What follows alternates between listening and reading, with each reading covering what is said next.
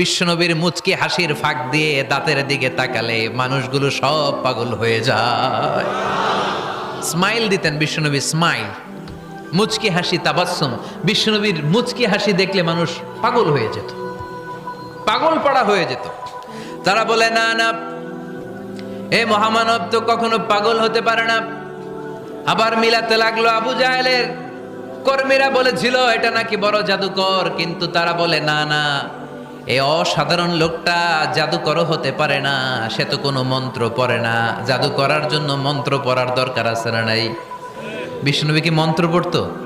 বিষ্ণুনবী কি পড়ে শোনাতো? চিল্লায় বলেন, কি পড়ে শোনাতো?